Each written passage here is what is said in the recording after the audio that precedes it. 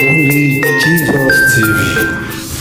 Ẹ̀yin ará Ilesa mo máa kí yín ẹ kú ọ̀rọ̀jú kí ló dé tá ń para wa báyìí bandit ò dẹ̀ tún pa wá mọ́ báyìí o àwa la tún para wa nítorí kíni nítorí ìbò nítorí ìjẹkújẹ ìbò tí ó wáyé lọ́sùn ẹ̀mí mélòó lẹ fẹ́ gbà ẹ̀mí mélòó ló máa lọ sí Ọlọ́run máa ṣàánú wa ẹ wò máa fídíò sílẹ̀ fún yín kí wá lọ gbọ́ ọ̀rọ̀ lẹ́nu arákùnrin wa the fearless talkers ẹ wò wọ́n sọ̀rọ̀ fọ́rọ̀ méjì lẹ máa bá pàdé nínú fídíò yìí ẹ tún sì máa rí ibi tí ó jẹ́ pé wọ́n ti mú àwọn ọ̀daràn tó gbébọn tó jẹ́ pé wọ́n mú wọn báyìí ṣùgbọ́n tó jẹ́ pé sí ìyàlẹ́nu ṣe ni wọ́n tún fi wọ́n sílẹ̀ o láàrin ọjọ́ kan péré báyìí wọ́n fi wọ́n sílẹ̀ o ṣé ló ti ẹ̀pọ̀ ọjọ́ kan gan níbo làṣẹ ti wá tán fi wọ́n sílẹ̀ ẹ wo gbogbo ìpátá lè máa gbọ́ lẹ́nu arákùnrin wa yìí security wà dà báyìí ìdájọ́ òtítọ́ dà báyìí ìdájọ́ òtítọ́ wà dà báyìí àwọn tó ti wá kún kọ́ ṣé kí tí wọ́n gbé ni ó mà lágbára ó yá lókè lọ́hùn. ẹ̀yin àwọn pààyàn Ilesa o ẹ̀yin ará Ilesa I take God beg you for goodness sake please stay safe o for the first time láti ìgbà tí wọ́n ti sọ pé wọ́n ti ń pààyàn yìí mi ò rí sójú mo ẹ̀ṣẹ̀ rí ní o àwọn tó ẹ̀ṣẹ̀ pa nírọ̀lẹ́ yìí ní tí ò tí ì ju bí i 2 hours lọ ìkan Sunday ìkan kí lorúkọ ẹ̀ ọpọlọ gan fẹ́ dàrú ìkan Kúnlé wọ́n ní very well recognized accord members òun ni wọ́n o Jésù. This is 10:08 àwọn ará Ilesa sọ wípé àwọn ń gbọ́ ìbọn kólákólá ẹ wò bóyá mo ti ń sọ̀rọ̀ jù ẹ gbọ́ látẹnu wọn. báyìí bíbọn ṣe ń dún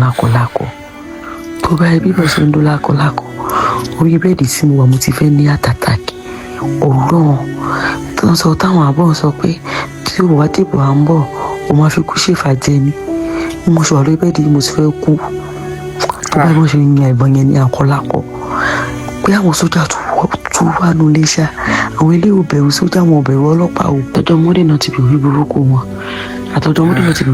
wọn kódà junction ọ̀dọ̀ wa yẹn èèyàn 3 náà pa sí ibẹ̀ ní junction olé ọ̀dọ̀ wa gẹ́gẹ́ èèyàn 3 náà pa sí ọ̀dọ̀ wa ní Ìmọ̀ ọjọ́ Tuesday náà tó lọ pa àwọn kan ṣó ti ẹ̀rí ta lẹ́yìn ló bá mi lẹ́rù jù tọ́dọ̀ ìbọn ọjọ́ mọ́dé yẹn náà sọ pé ilé ọ̀dọ̀ ti wá orí òkè ni gbogbo bí bàbá ṣe ń dún làwọn máa gbọ́ sórí ta lẹ́yìn ṣe aláwọ̀ ilé sọ pé ẹni tí ó bá dìbò à ń bò máa fi kú ṣèfàjẹ́ ni èmi ò tiẹ̀ wúlẹ̀ dìbò kì í ṣe dídán nìbò kì í ṣe dídán mi ìdìbò bàbá mi ò kú gbégbá ìbò. ẹ̀yin èèyàn àṣẹbọ̀n kẹtẹ nìyẹn fi parí ẹ̀ wọ́n láwọn ò dìbò mọ́ nǹkan fẹ́ achieve náà nìyẹn. They don't want people to vote. They want to make people to fear. They want to cause that panic. Nigerian military, we appreciate you, but please, for goodness sake, ẹ má jẹ́ kó sú yín. People are having ìyá arúgbó gan tó bá wà ní ilé gan lè ní àtàtàkì. Wọ́n lè ní àtàtàkì pẹ̀lú nǹkan táwọn ará Ilesa ń fèsì yìí. A lot of reports láti gbọ́. A lot of people will be like, don't cause panic. Kò sọ̀rọ̀ panic kankan mọ́. Àwọn tó experience gangan, they are in panic. So ìwọ tó bá wò wípé don't post it, don't cause panic. Àwọn tó experience gangan, they are in panic. Like seriously. Àwọn bí Ẹ̀sà Òkè, Òṣogbo gan. Well, everybody wo gbogbo Ọ̀ṣun báyìí ti ń gbó bẹ̀rù pìtìpìtì ti dé. Even Ẹ̀sà Òkè as well. Àwọn ará Ẹ̀sà Òkè mi ò kàn rí fídíò ni but governor ti declare wípé kí àwọn security máa lọ síbẹ̀. Wọ́n ní wọ́n pààyàn náà l'Ẹ̀sà Òkè eléyìí mà ní agbára torí election lẹ́wọ́ aṣọ ẹ̀mí àwọn èèyàn di nǹkan tẹ́ fi ń ta káìtì lẹ́sọ àmì àwọn èèyàn dẹ́rán. Irrespective of the party it may be.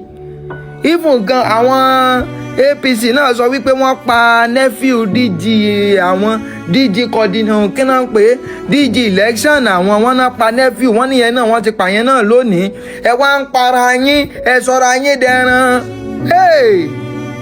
As in I saw their dead body like this mo dẹ̀ ń gbọ̀n lórí ibi tí mo jókòó sí. Please for goodness sake wọ́n ní despite the fact àwọn sójà tí wọ́n kó wá àwọn arábí ṣì ń ṣọṣẹ́ ẹ̀yin tẹ́ wà l'Abuja Anthony General DG DSS military office gbogbo yín ẹ jọ̀ọ́ people are scared. Kí wá ní ìwúlò thousands of soldiers àti ọlọ́pàá àti gbogbo ẹ̀tẹ̀ wá kó wá sọ̀sùn kò yé mi mọ́ o wàhálà ti dé o. Everybody is in panic. Kí ló dé torí pé a fẹ́ dìbò. Ṣé 2027 ṣe máa rí lélẹ̀?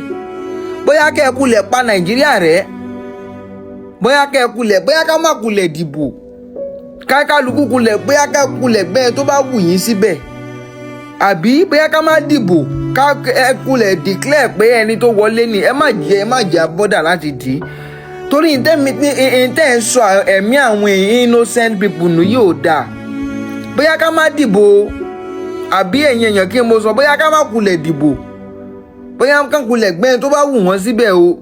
Ẹ̀sẹ̀yìn èèyàn tẹ́ ẹ bá rántí ní àná mo gbé one particular video tó wà lókè yìí níbi tá a ti sọ wípé àwọn Navy arrest one particular APC politician ní Ìtàkùmọ̀sà tí wọ́n bá ìbọn ní ọwọ́ wọn pẹ̀lú mọ́tò à ń bọ̀.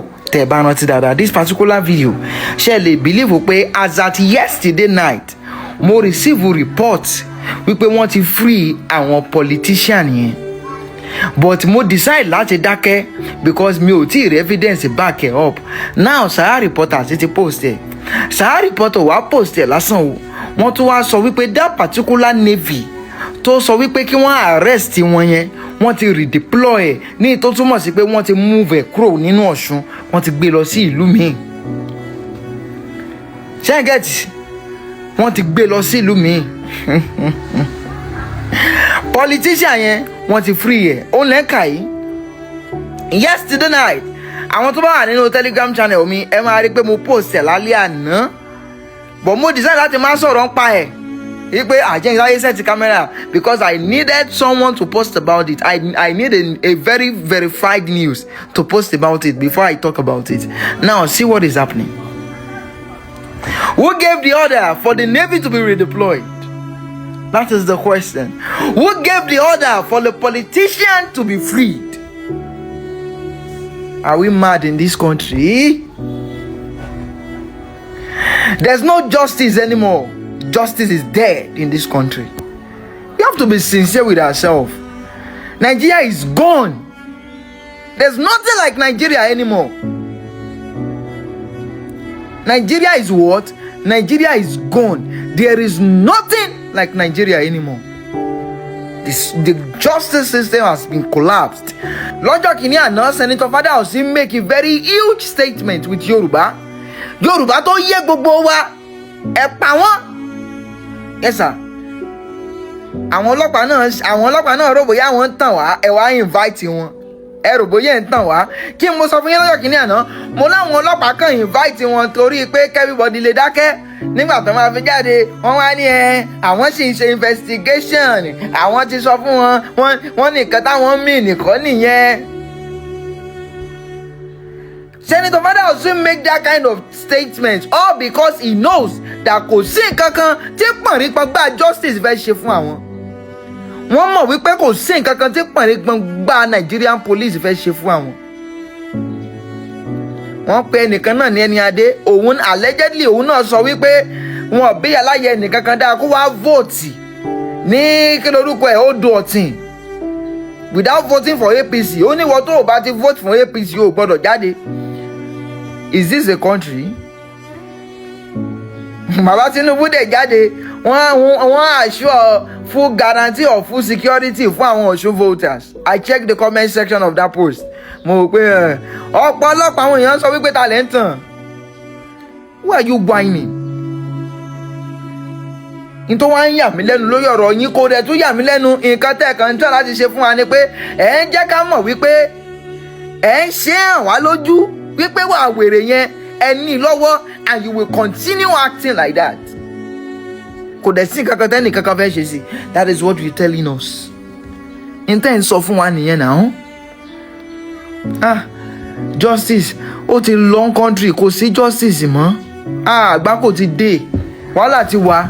Tó ààbò wa dà ní orílẹ̀-èdè yìí báyìí o bákan náà ìdájọ́ òdodo dà ní orílẹ̀-èdè wa nàìjíríà my country kọ́lọ́n kó wá gbà wá ní o kọ́lọ́n kó ṣàánú fún wa lórílẹ̀-èdè yìí tí àwọn tí wọ́n ní iṣẹ́ ikú lọ́wọ́ tó jẹ́ pé nígbàkúgbà tó bá wù wọ́n ni wọ́n ń pa àwọn ènìyàn tí kò sì sẹ́ni tó máa yẹ̀ wọ́n lọ́wọ́ wò àfi ọlọ́run ọba orí wa ò ní gbàbọ̀dé o àní fọjọ́ ọlọ́jọ́ lọ àní kúkú òjijì o kí lẹ́yìn náà rí sí fídíò tá a mú wá fún wa yìí ẹ dá sí o ní comment section já pàdé ẹ dẹ̀ bá wa like fọ́nrán yìí kẹ́ bá wa share ẹ̀ bákan náà láìpẹ́ á tún padà wá ní àlàáfíà